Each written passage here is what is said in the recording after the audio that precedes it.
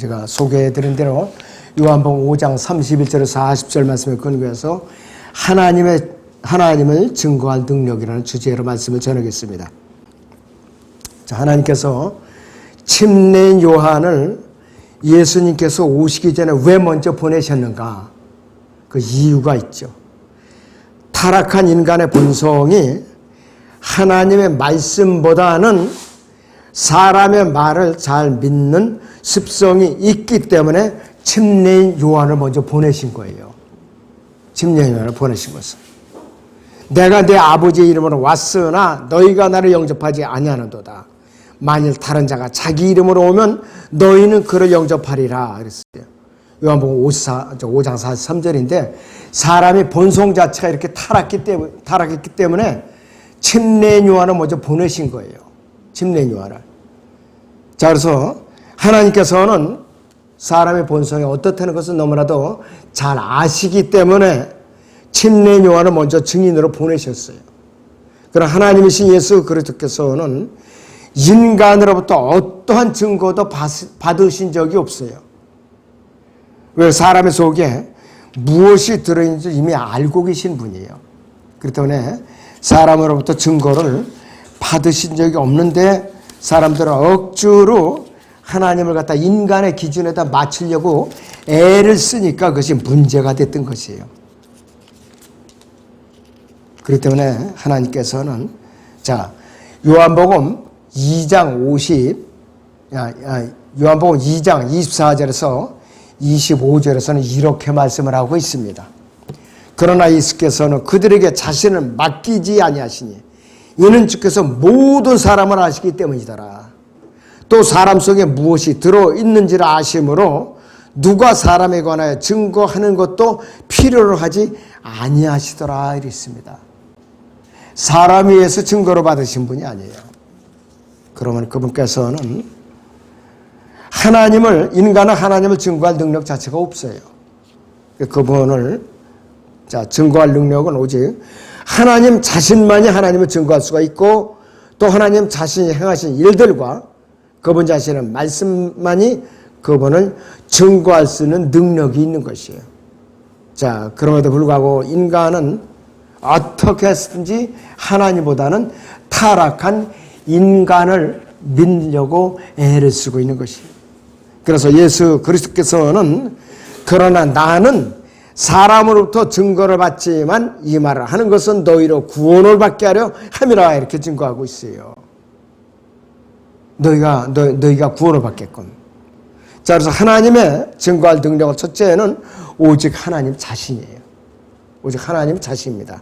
자, 여기 요한복음 5장 31절을 보시면은 만일 내가 나 자신에 관해 증거하면 나의 증거는 옳지 않은 것이라. 32절에서 나에 관하여 증거하시는 다른 분이 계시니 나는 그분이 나에 관하여 증거하시는 그 증거가 옳은 줄 아노라 그랬습니다. 자, 그리고 요한복음 5장 37절과 같이 1절 시작.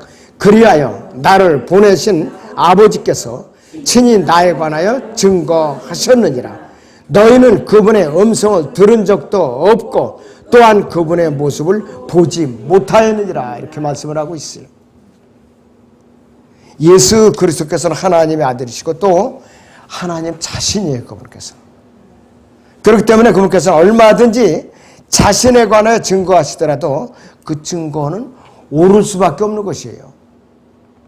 그런데 예수 그리스도께서는 왜 그렇지 않다고 말씀하고 계시는가 이것이요.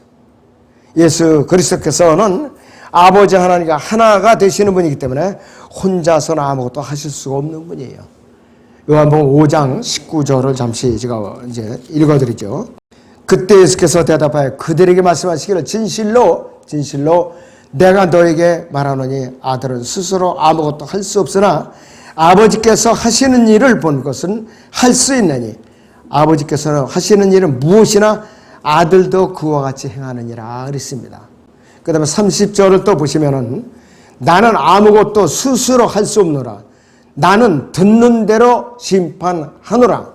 또 나의 심판이 의로운 것은 내가 나의 뜻을 구하지 아니하고 나를 보내신 아버지의 뜻을 구하기 때문이라 이렇게 말씀을 하고 있어요. 예수님께서는 그분 자신을 증거하러 오신 분이 아니에요. 하나님을 증거하러 오신 분이에요. 하나님을 증거하러. 예수 그리스도께서는 아버지 하나님과 일치되신 분이 하나고요. 완벽하시기 때문에 그분의 증거는 오를 수밖에 없어요. 예수 그리스도께서는 아버지 하나님께서 아버지 하나님과 분리해서 독립적으로 무슨 일을 하신 적이 없어요. 만약 아버지 하나님과 분리해서 독립적으로 무슨 일을 하나님과 하신다면은 그분께서는 오히려 아버지 하나님과 주종관계에 놓이게, 주종관계. 주인과 종관계에 놓이게 되어버린다 이것이에요. 예수 그리스도께서는 아버지 하나님과 하나가 되실 뿐만 아니라 아버지 하나님과 동일하신 분이에요. 나는 아무것도 스스로 할 수 없노라 그랬어요. 나는 듣는 대로 심판하노라 그랬어요. 또 나의 심판이 의로운 것은 내가 나의 뜻을 구하지 않냐고 나를 보내신 아버지의 뜻을 구하기 때문이라 이렇게 말씀을 하고 있어요. 나와 아버지는 하나라고 그랬어요. 그렇겠어요. 그렇기 때문에 예수 그리스도께서 아버지 하나님과 분리되어서 독립적으로 어떤 일을 독단적으로 하셨다. 이것은 성경에서 기록을 찾아볼 수도 없고 있을 수도 없는 일이에요. 자, 그런가 하면 사람들이 사이에 증언에 대해서도 하나님께서 본래 정해 놓으신 규칙은 어떻게 되느냐? 두세 증인의 입으로 모든 말을 입증하게 하라고 그랬어요. 두세 증인의 입으로. 혼자 입증하면서 성립이 안 돼요. 또 사도 바울도 모든 말은 두세 증인의 입으로 확정될 것이라고 말을 했어요. 그리고 디모데서 5장 19절에서도 장로에 대한 송사는 두세 증인이 없으면 받지 말 것이라고 권하고 있어요. 혼자 고소하는 것은 믿음 안에서 성립이 안 된다는 뜻이에요. 바로 모세의 율법을 무시한 자도 두세 증인의 증인으로 죽임을 당했죠. 구약에서도 반드시 증인을 세워서 입증이 되면 죽인 것이에요. 자, 그리고 예수 그리스도께서도 여러 명의 증인들을 갖고 계신 분이에요. 첫째는 침례 요한이 증거했어요. 그리고 침례 요한보다 더 큰 증거인 그분의 일들로 증거를 했었죠. 아버지 하나님께서 아들을 보내셔서 완수하게 하신 일들이 그분을 증거하신 거예요. 가장 완벽한 증거는 십자가에서 구속사역을 이루신 것이 가장 완벽한 증거예요. 다 이루었다는 그 위대한 선포, 그것이 가장 완벽한 증거라 이것이에요. 성경 자체도 증거하고 있어요. 그래서 요한복음 5장 39절에서는 성경은 나에 관하여 증거하고 있다고 그랬어요. 그래서 나가 예수 그리스도예요. 그래서 신구약 전체가 예수 그리스도를 위해서 기록됐고 예수 그리스도를 증거하기 위해서 기록된 것이 창세기 1장 1절부터 요한계시록 22장 끝절까지에 바로 예수 그리스도를 증거하기 위해서 기록된 것이 성경에 바로 여러분들.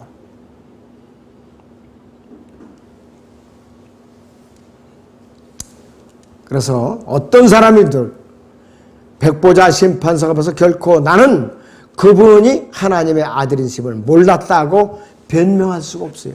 예수 그리스도께서 하나님의 아들이심을 몰랐다고 변명할 기회가 없다고요. 자, 예수 그리스도께서 증거하시는 목적은 타락한 인간을 구원하려는 데 목적이 있었던 거예요. 타락한 인간을. 자, 요한복음 5장 34절에서는 그러나 나는 사람으로부터 증거로 받지 않지만 이 말을 하는 것은 너희로 구원을 받게 하려 함이라고 그랬어요. 그래서 예수 그리스도께서는 결코 타락한 인간의 증거를 필요로 하시는 분이 아니었어요. 증거도 받지 않으셨어요. 그분께서는. 광야의 음성으로 왔던 침례 요한에 대해서 예수 그리스도께서는 아주 가장 높은 최상의 찬사를 보냈어요. 불타며 빛나는 빛이라고 그랬어요. 여러분께서 불타며 빛나는 빛인가? 아니죠. 그런데 여러분께서 몸을 들여 헌신하고 죽은 힘을 다해서 주님을 증거하는데 혼신의 힘을 다하면 여러분도 불타며 빛나는 빛의 반열에 들어설 수가 있는 것이에요. 그렇게 들어설 수가 있어요, 여러분들. 오전에 잠언 이제 우리가 말씀 배울 때 사도 바울에 대해서 이제 우리가 언급을 했었죠. 사도 바울은 그렇게 평생 동안 매를 맞고 헐벗고 굶주렸어도 하나님께서는 가장 건강한 삶을 살았다고 증거하셨어요. 그렇게 박해를 받은 것이. 물리적으로는 그렇게 매를 맞고 굶주리고 헐벗어도 영적으로는 가장 건강한 삶을 살았다. 그렇게 결론을 내리고 있어요. 그래서 희미하게 반사되는 빛도 아니고 어렴풋하게 보이는 빛도 아니고 활활 타오르는 불타는 빛이라고 말하고 있는데 그리스도인 가운데는 빛나는 빛이기는 한데 불타는 빛이 아니거나 불타는 빛이기는 한데 빛나는 빛이 아닌 사람들이 많다. 이건 뭐냐? 반쪽짜리 그리스도인들이 많다 이거예요. 믿음이 반쪽짜리가 많다 이 뜻이에요. 바로. 진정한 그리스도인이라면 뜨겁게 활활 타오를 뿐만 아니라 환하게 빛을 비추는 빛이어야만 한다 그랬어요. 침례 요한은 활활 불타오르는 진리를 내면에 간직하고 있었고 밖으로 환하게 비쳤던 사람이에요. 요한복음 1장에 6절에서 8절까지를 같이 봅니다. 하나님께로부터 보내심을 받은 사람이 있었으니 그의 이름은 요한이라. 그가 증인으로 왔으니 빛에 관하여 증거하려 함이며 모든 사람이 그를 통하여 믿게 하려 함이더라. 그 사람은 그 빛이 아니었고 그 빛에 관하여 증거하라고 보내심을 받았더라 그랬습니다. 빛이신 예수 그리스도를 증거하려고 보내심을 받은 사람이에요. 그런데 예수 그리스도께서는 불타며 빛나는 빛이라고 찬사를 보내준 거예요. 우리는 마음속에 활활 타오르는 진리를 마음속에 감추어서 가둬서는 안 돼요.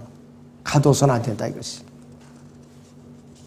침례 요한처럼 광야에서 외치는 자의 음성에 대해서 복음을 열심히 전파하게 되면은 하나님 예수님께로부터 불타며 빛나는 빛을 우리는 받게 될 것이라 이것이.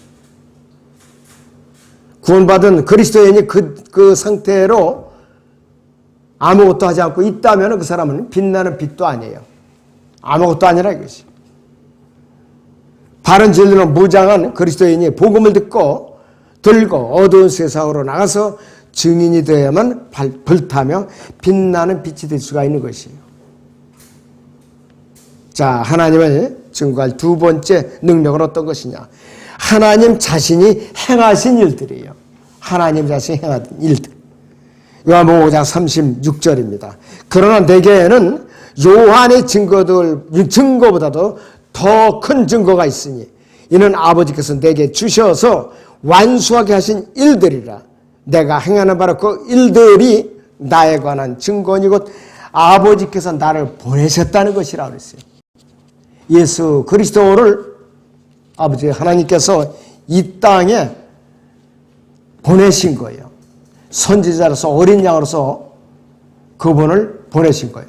갈보리 십자가에서 성경대로 죽으셔서 장사됐을 때가 셋째 날에 살아나신 구속사역의 완성을 인해서 보혈의 공로를 인해서 누구든지 그 기쁜 소식을 믿고 영접하면 다 구원을 받게끔 한 것이 하나님 자신이 행하신 일이라 이거예요. 그래서 예수 그리스도 공생의 반 동안에 이 땅에 치유의 표적을 행하면서 왕국 복음을 전했죠. 그래서 그분께서는 유대인들을 향해서 왕국을 세우려고 이미 다 준비를 했었는데 그들이 거부하면서 연기된 것입니다. 자, 사람도 그가 하는 일을 보면 알 수가 있죠. 그가 신실한 그리스도인가 그렇지 않으면 거짓 그리스도가 분명히 알 수가 있어요. 예수 그리스도께서는 귀머거리가 듣게 하셨고 소견을 듣게 하셨고 문둥뼈가 낫게 하셨고 벙어리가 말을 하게 하셨죠. 자, 나사로는 죽은 지 나흘 만에 썩은 송장을 살리셨죠. 물 위로 걸어가셨고 폭풍을 꾸짖어 바다를 잠잠케 하신 분이에요. 물이 포도주가 되어 가신 분이에요. 또 그분께서는 빵 5덩어리, 물고기 2마리로 5,000명을 먹이신 분이에요. 5,000명. 남자만 5,000명을 먹였어요. 여자들과 아이들은 제외된 거예요. 여자들과 아이들까지 포함하면은 15,000명에서 2만 명 정도에 가까운 것이에요. 그리고도 남은 것을 12광절에 거둬 들으셨죠? 그러신 분이에요, 바로. 예수 그리스도가 행하신 기적들은 자연계의 법칙들을 초월한 놀라운 기적들이에요. 기적이라는 것은 3차원의 세상에서 도저히 일어날 수 없는 사건이 일어나는 것을 기적이라고 그래요. 이 3차원 공간에서. 그러니까 이 평범한 세상에서 도저히 일어날 수 없는 일이 일어나는 것을 기적이라고 합니다.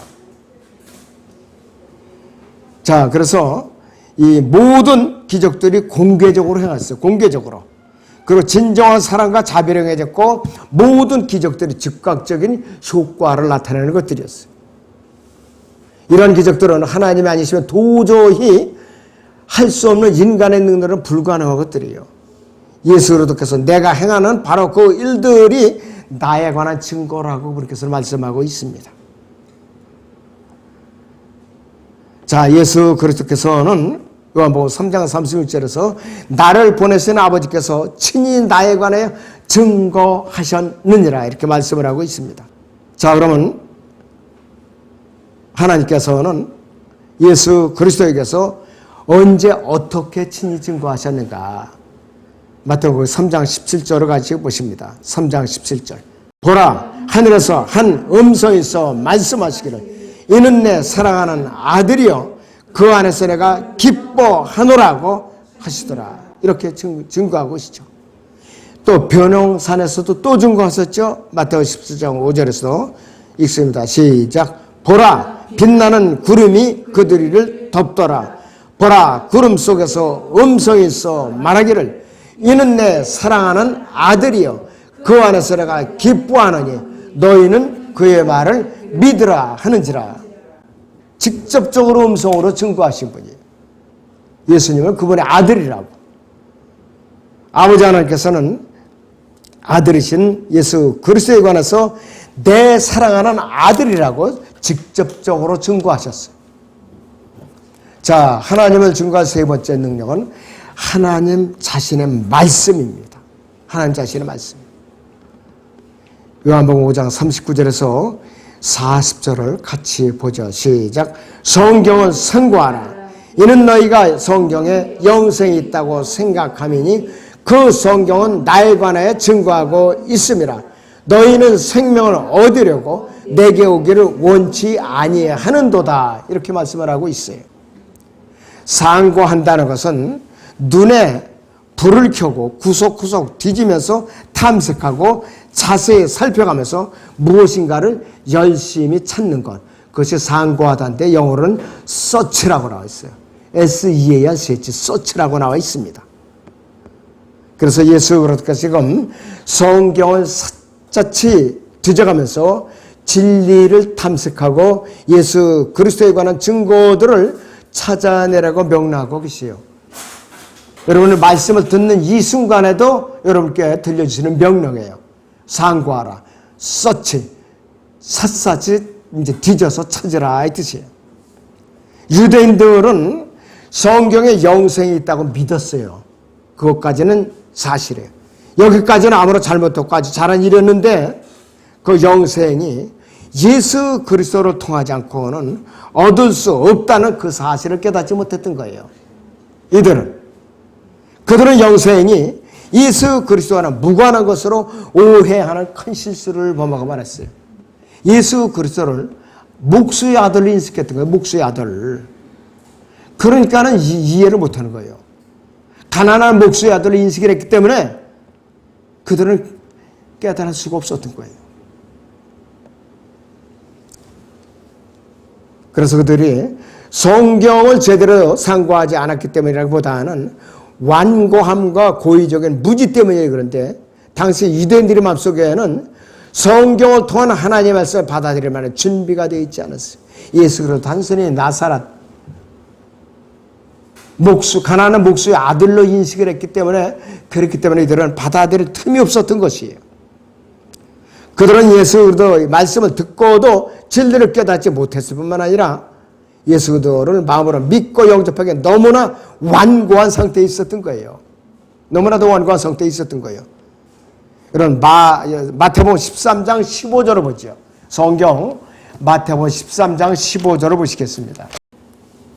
이 백성의 마음이 무디어지고 그들이 귀는 듣는 데 둔하고 그들은 자기들의 눈을 감았으니 이는 그들이 어느 때라도 눈으로 보지도 못하고 귀로 듣지도 못하며 마음으로 깨닫지도 못하고 회심하지도 못하게 되어 나로 그들을 치유하지 못하게 하려 함이라고 하는 것이라 했습니다. 이러한 상태에 있었어요. 그들은. 유대인들은 성경에 영생이 있다고 믿었는데 그 영생이 예수 그리스도 안에 있다는 것을 인정을 하지 않았던 것이에요. 성경이 예수 그리스도에 대해서 말씀하고 있는 바를 받아들이지 않는다면 어떤 사람일지라도, 지금 이 시대에 어떤 사람일지라도 성경 밖에서 영원한 생명을 얻을 수가 없어요. 불가능한 일이에요. 성경은 예수 그리스도에 관해 증거하는 책이라고 그랬어요. 유대인들이 예수 그리스도를 영접하지 않았던 것은 성경에 그분에 대한 증거가 불충분했기 때문이 아니라, 부족하기 때문이 아니라 그들이 완악했기 때문이에요. 이스라엘은 메시아의 오심에 대한 구약의 예언들에서 너무나도 많은 지식과 정보를 갖고 있었어요. 예수 그리스도의 오심에 대해서 너무나도 많은 것을 알고 있었어요. 심지어 헤롯 왕도 알고 있었던 것이, 한 사람이 예수를 믿고 구원을 받아서 영생을 얻는 데는 필연적으로 하나님의 말씀과 반드시 만나게 되어 있어요. 한 번은 하나님 말씀과 접촉을 하게 되어 있다 이것이. 오랜 시간을 두고 일이 있게 되는 보통이 되고, 이런 점에서 하나님께서는 참으로 오묘한 방법으로 각 사람에게 기회를 주시요, 계기를 만들으시오. 이 세상에 어떠한 사람이라도 성경을 통한 하나님의 말씀에 노출되지 않은 사람은 아무도 없어요. 특히 대한민국 사람들. 아무리 귀를 틀어막고 있어도 적어도 한 번쯤은, 평생에 한 번쯤은 하나님의 말씀이 그 사람의 귀에 전달되게 마련이에요. 우리가 수행하는 복음 전파 활동이 당시에는 아무 효과가 없고 사람들이 시선을 끌지도 못하고 그저 허공에다 대고 혼자 짓거리는 것처럼 허전할 때가 있지만은, 관심 없는 것 같지만요, 누가 알겠는가 이것이. 무심히 지나가며 겉으로는 전혀 무관심한 것처럼 보이는 사람들 가운데서도 누구 한 사람이라도 외치는 사람의 귀에 하나님의 말씀에 전달되어서 그와 하나님의 말씀과 위대한 접촉이 이루어졌는지 누가 알 수가 있겠느냐 이거예요. 사람들이 말하는 그 당시에는 얼굴을 찌푸리고 화를 내고 기분 나빠하고 또 지나가면서 욕을 하고 손가락질하고 모른 척할 수도 있지만은 그렇지 않다 이거예요. 이들은 두고두고 이 말이 머리에서 떠나지 않게 돼 있어요. 어떤 때는 새까맣게 잊어버렸다가도 어느 때 문득 머리에 떠오르는 말이 바로 이 말씀이에요. 예수 그리스도를 믿지 않으면 당신은 반드시 지옥에 갑니다. 이 말이 화살처럼 꽂히는 거예요.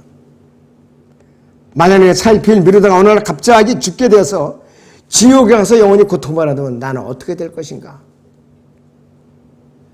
이런 기회가 한 번은 오게 돼 있어요. 누구든지. 자동차 사고로 병원에 입원했든가 수술 직전에 있든가, 그런 때면 때부터 또 돌아다니는 거예요. 병원에 입원한 사람들이요, 그때는 복음 전하기가 쉬워요. 사람들이 마음이 낮아져가지고. 그럴 때 평상시에 의치는 사람들이 들었던 복음이 그 사람의 기억에 나는 거예요. 되살아나는 것이. 그랬을 때 내가 지옥에 가는 것을 몹시 두렵습니다. 어찌해야 됩니까? 그때 주님을 영접하는 거예요. 바로 하나님께서 누구에게나 이런 계기를 한 번은 주셔요. 예외가 없이. 그래서 우리는 때를 어떤지 못 어떤지 부지런히 하나님의 말씀을 전파할 의무가 있는 것이에요. 그래서 그 메시지를 듣던 어떤 혼혼을 거두게 될지는 하나님께서 관여하실 일이에요. 우리가 관여할 일이 아니에요. 그 사람 안 믿었어. 내가 전하게 아무 효과가 없어. 이렇게 여러분들 속단하면 안 된다 이것이요. 그래서 로마서 10장 17절에서는 믿음은 들음에서 나오며 들음은 하나님의 말씀에 의해서니라고 그랬어요. 하나님의 말씀에 의해서. 우리가 예수 그리스도를 믿고 구원을 받아서 영생을 얻게 된 것은 우리가 성경을 읽고 말씀을 직접 들었거나 아니면 다른 누군가에 의해서 성경에 기록된 하나님의 말씀을 우리에게 들려주었기 때문이에요. 그리고 우리는 성경을 통하지 않고 하나님의 말씀을 직접 들을 수는 없지요. 하나님께 여러 가지 다양한 방식으로 사람들과 접촉하게 하죠. 하나님의 말씀을 직접 들을 수 없다 하더라도 어떤 방식이든지 성경을 통해서 사람들과 접촉을 하시는데 사람은 누구나 구원받기 전에 어떤 경로로든지 하나님의 말씀은 성경과 만나게 돼 있어요. 어떤 사람은 누군가 입을 통하여 하나님의 말씀을 듣기도 하고 어떤 사람은 말로 듣는 것이 아니라 글을 통해서 하나님의 말씀과 접촉하게 되는 것이. 여러분도 존 뉴턴, 나 같은 죄인 살리신 그 사람은 어머니가 앞으로 가러 때에 흑인 노예를 장사 잡아다가 팔아먹으려고 총을 갖고 저 노예 상선을 타고 아프리카로 이제 갔어요. 어머니가 신약 성경을 줬어요. 상해 포켓에다 놓았어요. 그런데 총격전이 벌어져가지고 총알이 날아왔는데 존 뉴턴의 가슴에 심장에 날아왔는데 포켓 성경에 걸리는 거야 그 총알 끝이.